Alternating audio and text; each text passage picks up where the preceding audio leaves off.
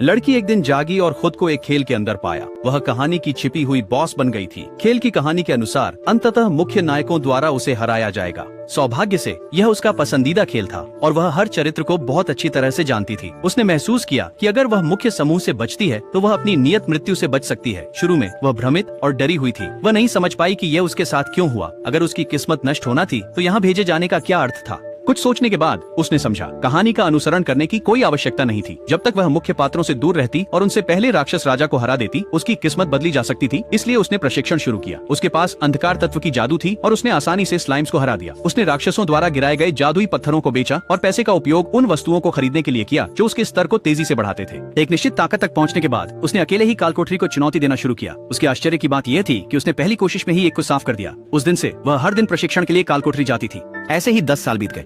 उसने कितनी बार इसे साफ किया था, इसकी गिनती खो दी। जब वह 15 साल की हुई तो उसे स्कूल में पढ़ाई के लिए शाही राजधानी भेजा गया। छाया से देखते हुए उसने देखा कि नायक उसी कहानी का अनुसरण कर रहे थे जैसा खेल में था। उन्होंने राजकुमार और 2 अन्य साथियों से मुलाकात की, ठीक वैसे ही जैसे कहानी में वर्णित था। इसलिए उसने तय किया कि वह उनसे नहीं जुड़ेगी और स्कूल में 3 शांतिपूर्ण साल बिताने का लक्ष्य रखा। हालांकि चीजें उसकी उम्मीद के अनुसार नहीं हुई। उद्घाटन समारोह के दौरान शिक्षकों ने एक स्तर परीक्षण की घोषणा की। उसका दिल धड़क उठा। उसने कभी अपना स्तर नहीं जांचा था, लेकिन उसे पता था कि इतने वर्षों के प्रशिक्षण के बाद यह कम नहीं हो सकता। वह केवल कल्पना कर सकती थी कि जब उसका नंबर आएगा तो क्या अराजकता होगी। जब अंततः उसकी बारी आई तो प्रधानाचार्य ने उसे चिंता न करने को कहा। भले ही उसका स्तर 1 हो, यह ठीक होगा, लेकिन उसे इसकी चिंता नहीं थी। उसने क्रिस्टल बॉल पर अपना हाथ रखा। तुरंत ये संख्या 99 के साथ चमक उठा। प्रधानाचार्य ने करीब आकर देखा, सोचते हुए कि यह कोई गलती होगी। जब उन्होंने इसकी पुष्टि की तो उन्होंने जोर से घोषणा की कि उसका स्तर 99 है। हॉल में शोर मच गया। हर कोई उसे हैरानी से देख रहा था और उसने असहाय होकर सोचा, ये बुरा था।